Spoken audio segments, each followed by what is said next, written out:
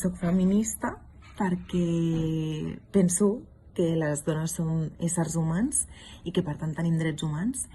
i que és l'única possibilitat política que tenim de ser considerades unes iguals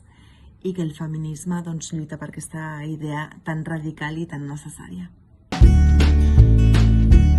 Crec que dins de les prioritats de la lluita i dels moviments feministes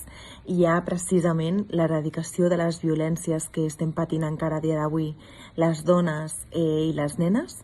I jo penso que un dels pals de paller de la lluita és la lluita contra la violència sexual, perquè crec fermament que és un dels pals de paller on s'aguanta aquesta violència, on se sosté aquesta violència i, a més,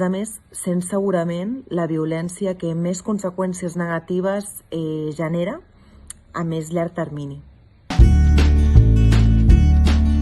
I que Barberà es consideri una ciutat feminista és